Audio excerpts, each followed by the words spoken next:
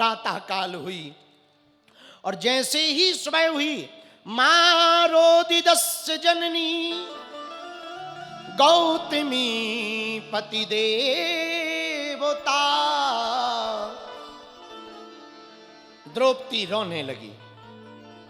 क्यों? माता शिशूनाम निधिनम सुतानाम। पुत्र से बड़ा वियोग कुछ होता नहीं है। पुत्र का वियोग मां के लिए सबसे बड़ा वियोग होता है। रोने लगी मां, द्रौपदी रोने लगी। पांडवों ने द्रौपदी को रोता हुआ देखा तो पांडव भागे भागे आए। क्या हुआ? द्रौपदी ने कहा, किसी ने हमारे 5 पुत्रों को मार दिया। पांडव भी बड़े आश्चर्यचकित हुए, लेकिन उसी समय अर्जुन ने गांडीव धारण कर लिया। तुरंत गांडीव धनुष बाण लेकर के अर्जुन जी खड़े हो गए और अर्जुन ने कहा, हम प्रण लेते हैं जब तक हम अपने पुत्रों के हत्यारे का वध नहीं कर देंगे तब तक हम अन्न जल भी ग्रहण नहीं करेंगे। और तुरंत भगवान कृष्ण से कहा, कन्हैया चलो रथ तैयार करो। भगवान ने रथ तैयार किया। भगवान रथ चलाने लगे, पीछे अर्जुन बैठ गए। भगवान से पूछा, हे कन्हैया जरा दिव्य दृष्टि से देखो, हमारे बालकों को मारने वाला किस तरफ भाग के गया। जिस तरफ अश्वत्थामा भागा भागा गया था, हमारे गोविंद ने रथ उसी के पीछे लगा दिया।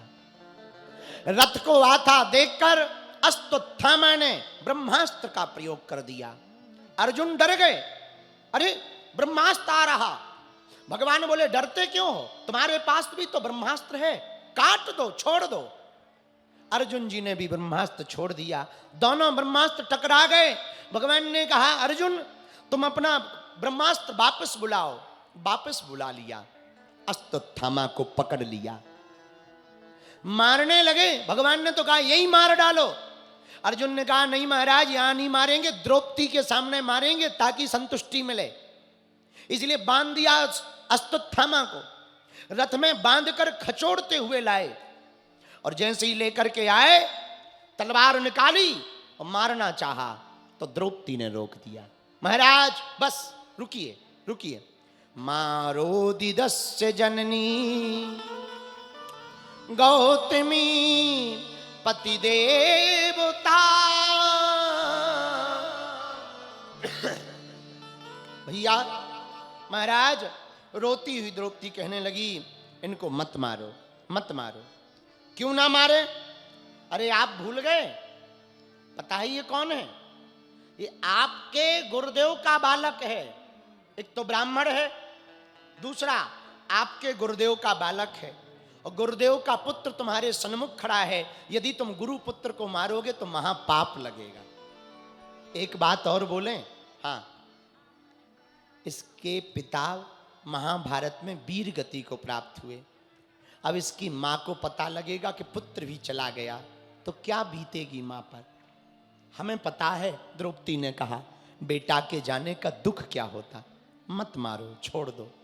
युधिष्ठिर जी ने भी कहा, छोड़ो अर्जुन, मत मारो। जब सब ने रोका, अर्जुन जी ने भी गांडीव नीचे रख लिया, तलवार को नीचे कर लिया। तब तक भगवान कृष्ण ने कहा, अर्जुन आप क्षत्रिय हो, आपने प्रण लिया था, वचन के पक्के हैं। आपने प्रण लिया था कि जब तक हत्यारे का वध नहीं कर देंगे अन्न जल ग्रहण नहीं करेंगे। अब बताओ, आप युधिष्ठिर की बात मानोगे या अपने प्रण की बात मानोगे? अर्जुन जी बोले, अब तो हम लफड़े में फंस गए, आप ही बताओ किसकी माने। एक राज्य में एक राजा और मंत्री रहता था। मंत्री बड़ा चतुर था, राजा तो राजा था, मंत्री भक्त भी था। एक दिन राजा फल काट रहा था किसी महात्मा के लिए। फल काटते काटते चाकू तेज चल गई, अंगूठा कट गया। अंगूठा कटा तो दर्द होने लगा। दर्द होने लगा तो पीछे मंत्री खड़ा था, उसने वैद्य को तो बुलाया, लेकिन अंगूठा पकड़ के बोला, भला हुआ। राजा को बड़ी गुस्सा आ गई, अंगूठा कटने पे क्या भला हुआ, डाल दो इसको जेल में। मंत्री को जेल में डाल दिया। मंत्री जेल तो चला गया, लेकिन जाते जाते फिर राजा से बोला, भला हुआ।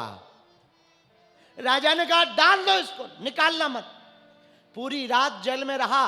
राजा ने सोचा शायद अब इसको समझ में आ गया होगा। पूरी रात जेल खाने में रहा, कारागृह में। तो राजा मिलने गया, कहो मंत्री कैसी रात कटी? बोले महाराज बहुत बढ़िया कटी, भला हुआ। राजा बोले पड़ा रहे। राजा तो निकालने आया था, पर उसका भला हुआ फिर से सुन के गुस्सा में हो गए। अरे पड़ा रहे, जब भला हुआ ही है तो अच्छे से भला कर ले। मंत्री वापस आ गया। शिकार खेलने गया भैया, शिकार खेलने का वो शौकीन था। शिकार खेलने जंगल में गया। जैसे ही गया तो उस समय शिकार खेलते खेलते वो जाल में फंस गया। उसे समझ में ही नहीं आया क्या हुआ। बाकी जो और मंत्री थे वो लापता हो गए, रास्ता भूल गए, वो गायब से हो गए। ये अकेला बेचारा जाल में फंस गया। जब बाद में पता लगा कि राजा तो पकड़ा गया, कुछ चोरों ने पकड़ लिया, डकैतों ने। क्यों पकड़ा?